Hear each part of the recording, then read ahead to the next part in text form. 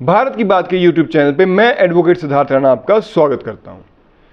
साथियों, आज के इस वीडियो में हम चर्चा करेंगे भारत के बदलते इंफ्रास्ट्रक्चर की। पिछले 9 वर्षों में क्या निर्णायक बदलाव भारत सरकार द्वारा किए गए और कैसे उसका जनमानस के ऊपर, आम जनता के ऊपर क्या प्रभाव पड़ा, कितना सुविधाजनक हुआ, इन सब की चर्चा करेंगे आज के इस वीडियो में। साथियों, अगर हम देखें कि 2014 में भारत में जो सड़कों का क्षेत्र था या सड़कों की जो टोटल अगर हम देखें सड़कों का जाल जो बिछा हुआ था वो लगभग 91,000 किलोमीटर था।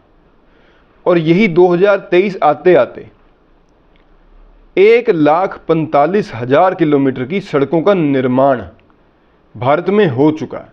लगभग 54,000 किलोमीटर का एक बहुत बड़ा इजाफा या यूं कह लीजिए बहुत बड़ा एक नंबर है जिसको भारत सरकार ने पिछले 9 वर्ष में कंप्लीट कर लिया है, पूर्ण कर लिया है और वो भारत के लोगों के लिए समर्पित हो चुका है। फिर एक प्रोजेक्ट भारत सरकार ने चलाया, भ्रमतला प्रोजेक्ट, भ्रमतला योजना कह लीजिए, भ्रमतला परियोजना कह लीजिए। इसके तहत जो हमारे नेशनल हाईवेज हैं उनमें 34,800 किलोमीटर के नेशनल हाईवेज बनाए गए। 22 green corridor, green field corridors Bharat में निर्माण किए गए। और साथियों, ये जैसा कि हम देख रहे हैं विश्व पटल पे भी भारत ने नए नए कीर्तिमान स्थापित करे हैं सड़क बनाने के लिए कि एक दिन में कितने किलोमीटर सड़क जो है अधिक से अधिक पूरे विश्व में कितनी बनी है। तो ये हमारे लिए बहुत गौरव की बात है कि वो भारतवर्ष में बनी है। और जितना कि पूरे भारत में अब सड़क के माध्यम से ट्रैवल बढ़ गया है और उसका कारण सिर्फ एकमात्र यही है कि जो सड़कें हैं वो इंटरनेशनल जैसी सड़कें बनती हैं वैसी उसी तरह से भारत में सड़कें बनाई जाने लगी हैं। नेशनल हाईवेज जो हैं वो शहर से दूर बारों बार से बाईपास करके निकाले जा चुके हैं ताकि शहर पे कोई एक्स्ट्रा ट्रैफिक का बर्डन ना पड़े। कनेक्टिविटी जो है भारत की वो बहुत ज़्यादा सड़क मार्ग से बढ़ चुकी है।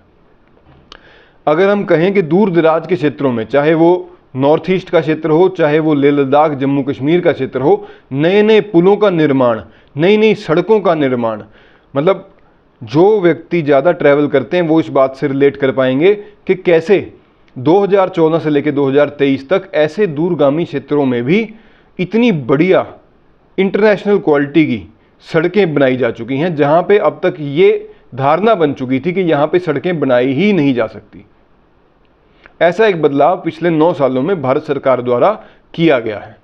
फिर हम बात करते हैं साथियों ट्रेन्स की। जो हमारी ट्रेन्स हैं 17 से अधिक वंदे भारत ट्रेन्स चल चुकी हैं भारत में। ये semi speed high speed trains हैं और जो इसके अलावा भी जो हमारी ट्रेन्स हैं उनका भी आधुनिकीकरण हो रहा है। जो हमारे स्टेशंस हैं उनमें बहुत ज़्यादा सुधार हो चुका है। ट्रेनों में ऐसे उपकरण लग चुके हैं जिससे कि कम से कम दुर्घटनाएं कम से कम हों, कम से कम एक्सीडेंट्स हों। और अगर हम आंकड़ा उठा के देखें तो पिछले 9 वर्ष में बहुत कम दुर्घटनाएं जो हैं वो ट्रेन्स की हुई हैं। किसी ट्रेन के पटरी से उतरने का, आपस में टकराने का, ऐसी टेक्नोलॉजी उसमें डेवलप करी गई है, उसका इस्तेमाल किया जा रहा है। और ज़्यादातर ये जो टेक्नोलॉजी हैं ये भारत में ही विकसित टेक्नोलॉजीज़ हैं। इसके ऊपर भी बहुत शोध चल रहा है। जो हमारे रेलवे स्टेशंस हैं वहाँ पे 600 से ज़्यादा स्टेशंस, दोस्तों ये बहुत बड़ा नंबर है, सुनने में चाहे छोटा लगता हो, 600 से अधिक पूरे भारत में स्टेशन में फ्री वाईफाई दिया गया है। और वाईफाई की सुविधा सिर्फ वहाँ पे बैठ के टाइम पास करने के लिए या अपने आप का मनोरंजन करने के लिए इस्तेमाल नहीं की जाती दोस्तों। वाईफाई से कनेक्शन होता है आपके यूपीआई पेमेंट्स का, आपके ग्लोबल ट्रांजैक्शन का, आपके बिजनेस का। कोई भी व्यक्ति जो ट्रेन का इंतजार कर रहा है वो वहाँ पे सरकारी वाईफाई जो फ्री दिया जा रहा है स्टेशन पे बैठ के उससे अपने बिजनेस का विस्तार कर सकता है। आजकल बहुत सी मीटिंग्स ऑनलाइन होती हैं, तो आप अगर किसी ट्रेन का इंतजार कर रहे हो तो वहाँ पे बैठ के आप ऑनलाइन अपनी मीटिंग अटेंड कर सकते हो। सरकार ने ऐसी सुविधा जो है वो 600 से अधिक स्टेशन पे दी है। मतलब छोटे से व्यक्ति से लेके बड़े से बड़े कॉर्पोरेट व्यक्ति तक उसका लाभ डायरेक्ट पहुँचता है। क्योंकि जैसा कि हम देख रहे हैं आज के टाइम में जो स्टेशन पे एक दुकान है, कोई चाय बेचने की दुकान है, कोई पानी बेचने की दुकान है, कोई अगर कोई चने भी बेच रहा है तो उसके पास भी बार कोड आपको स्कैनर लगा मिलेगा, और वो स्कैनर आपके पास मोबाइल डाटा हो चाहे ना हो, लेकिन उस स्टेशन पे अगर वाईफाई फ्री मिल रहा है तो उस स्कैनर को आप इस्तेमाल कर सकते हैं, यूज़ कर सकते हैं।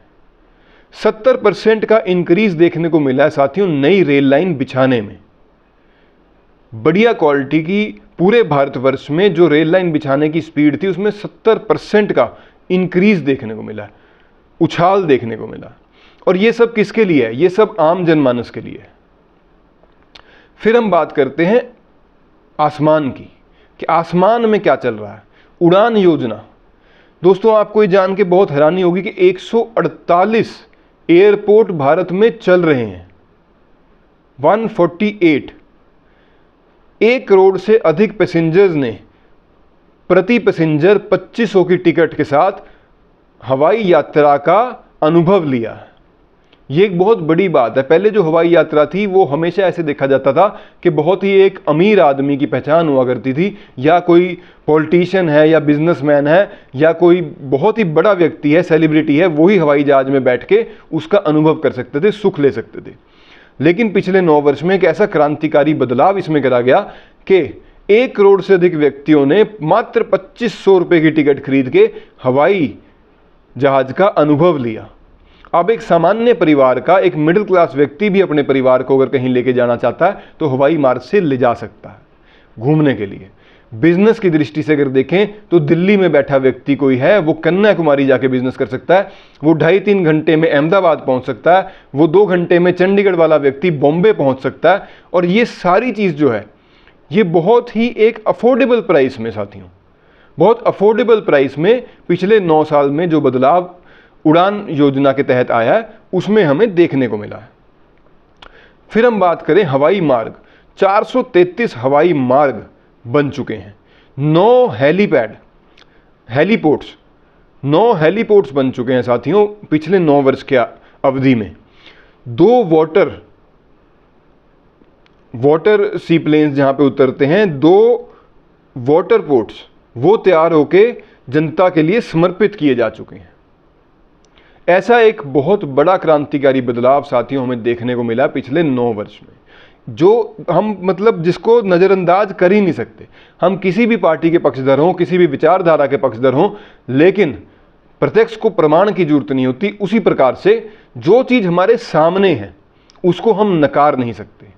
आज के टाइम में अगर आप बात करें, दिल्ली से किसी व्यक्ति ने चंडीगढ़ आना है या गुड़गांव से किसी व्यक्ति ने चंडीगढ़ आना है तो उसे दिल्ली में घुसने की जरूरत नहीं है, दिल्ली में ट्रैफिक का बोझ बढ़ाने की जरूरत नहीं है। वो मानेसर के माध्यम से NH पकड़ के सीधा चंडीगढ़ आ सकता है और उसको कम से कम समय लगेगा। अभी जो नया एक चंडीगढ़ टू मनाली हाईवे बना है, पहले इसकी जो समय सीमा थी वो 10 घंटे से ज़्यादा का समय लगता था मनाली पहुँचने में। वही समय जो है घटकर अब 5-5.5 घंटे पे आ गया है।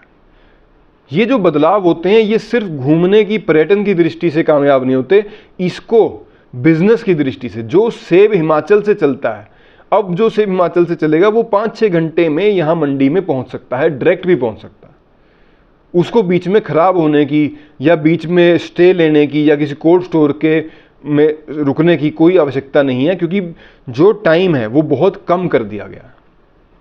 इसी प्रकार से अन्य फल सब्जियां भी जो हैं वो डायरेक्ट मंडी में पहुंचाने की व्यवस्था इन सड़कों के माध्यम से, रेल के माध्यम से, इन अलग अलग माध्यम से की जा चुकी है। फिर हम बात करें दोस्तों मेट्रो की। मेट्रो जो थी 2014 से पहले आप ये मान के चले 20 किलोमीटर प्रति वर्ष की स्पीड से बनाई जा रही थी, और 2023 आते आते ये 60 से अधिक किलोमीटर प्रति वर्ष की स्पीड से बनने लगी है। मतलब कि इसका विस्तार हो रहा है, बड़े बड़े शहरों में ये मिल रही है। आने वाले समय में हम ये देखेंगे कि दिल्ली से सोनीपत तक, मतलब कि हरियाणा के कितने अंदर तक ये मेट्रो आपको चलती दिखाई देगी, ऐसी व्यवस्था की जा रही है।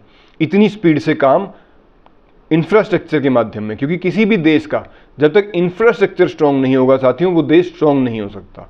आज के टाइम में अगर हमारी सेना को कहीं से भी चलना है और चाइना बॉर्डर पे पहुंचना है तो उसको सड़क माध्यम से ये सोचने की ज़रूरत नहीं है कि रास्ता खुला मिलेगा या रास्ता बंद मिलेगा।